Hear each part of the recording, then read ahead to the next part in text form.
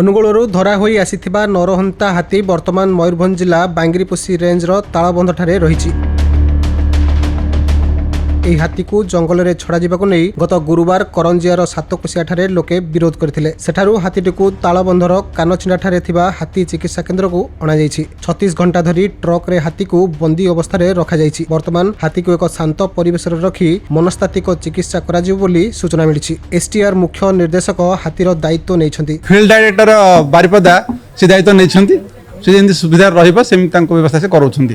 Doctor ଆମର ଅଛନ୍ତି ଏଠି ଭେଟେନାରୀ ଡକ୍ଟର, ସେ ତାଙ୍କର ଚିକିତ୍ସା କରାଇବେ, ଅସୁବିଧା କିଛି ହେବନି। ତେବେ ମଣିଷ ଜୀବନ ନେବା ପରେ ହାତୀଟିକୁ ଲୋକେ ବିଭିନ୍ନ ସ୍ଥାନରୁ ଘଉଡ଼ାଇବା ସହିତ ବନ ବିଭାଗ ଟ୍ରାଙ୍କୁଲାଇଜର ଦେଇ ହାତୀଟିକୁ ଅଚେତ କରିଥିଲା। ବର୍ତ୍ତମାନ ହାତୀଟି ମାନସିକ ସ୍ତରରେ ସନ୍ତୁଳିତ ନଥିବା ଜଣାପଡ଼ିଛି। ତେଣୁ ରାଜ୍ୟ ମୁଖ୍ୟ ବନ ସଂରକ୍ଷକଙ୍କ ନିର୍ଦ୍ଦେଶରେ ବର୍ତ୍ତମାନ ହାତୀକୁ ତାଳବନ୍ଧର କାନଛିଣ୍ଡା ହାତୀ ଚିକିତ୍ସା କେନ୍ଦ୍ରରେ ନିର୍ଜନ ଓ ଶାନ୍ତ ପରିବେଶରେ ରଖାଯାଇଛି। ସେହିଠାରେ ତାର ମନସ୍ତାତ୍ତ୍ୱିକ ଚିକିତ୍ସା ଜାରି ରହିବ ବୋଲି ସୂଚନା ଦେଇଛନ୍ତି ବାରିପଦା ଡିଏଫ୍ଓ। ମୟୂରଭଞ୍ଜରୁ ପ୍ରଦୀପ୍ତ ହୋତାଙ୍କ ରିପୋର୍ଟ, ଖବର ଓଡ଼ିଶା।